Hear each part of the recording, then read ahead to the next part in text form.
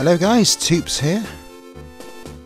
Today I present to you the retrospective on the Mega Drive or Genesis game Landstalker, The Treasure of King Null. Some people who've played this remember one thing, its difficulty. It was a bloody tough game, let me tell you. Created by Climax Entertainment, Landstalker was originally released in Japan in 1992, and almost a year later in the US and Europe a full year later. It was the same for the spiritual successor Dark Savior as well. We can thank the billion European translations for that. You start off suspiciously as an elf in green attire. Remind you of anyone? You know, just wondering. And instead of going for something as original as Cloud Strife or Link or Odin. Nope, wrong guy. The Odin from the original Phantasy Star. He's called Nigel. Yes. Anyway, you start off watching a cutscene that shows Nigel just about to finish a deal on his latest exploits when a nymph named Friday, can these names get any more original, asks for his help. It just so happens that she's being chased by a motley crew of thieves, intent on getting hold of the nymph because of her knowledge of the treasure of King Null. Being an avid adventurer himself, Nigel agrees to help locate this treasure, but has to spend his hard-earned cash in order to get to the next Griffin flight path.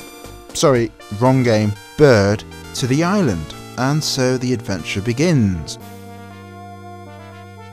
Now, Landstalker was a bit unique, it was a bit special, because of the perspective. It uses an isometric viewpoint, and this in all fairness was the root of the game's difficulty because, you see, it was a challenge to navigate the incredibly damn, annoying, bloody, stupid f***ing jumps.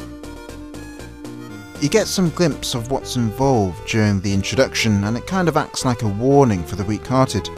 I will say that I'm almost bold because of the experience. Try recording the number of times you'll shout, "Ah!" or "What?" or "How is that fair?" or "What the f***?" Go on, you'll surprise yourself. If there's ever a game that you get so frustrated that you have no more hairs to pull out other than those in your nostrils, then this was it. Landstalker is not as big as Zelda in the adventuring stakes.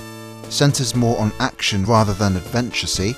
But it does borrow heavily from more or less every other department, from the little companion to using heart containers as hit points.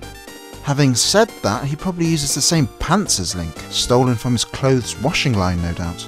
Oh man. Bon, the picture is forming in my mind, and it is not a pretty one. Moving on. Climax did make a few other games, namely Dark Savior, which I mentioned earlier for the Sega Saturn, though this was only a spiritual successor in many ways, Landstalker on the SNES, and they even released Time Stalker on the Dreamcast. I never played Time Stalker mainly because it was never released here in Europe, probably because they got sick of translating the billion languages, and also because I wasn't prepared at the time to pay for an American import copy.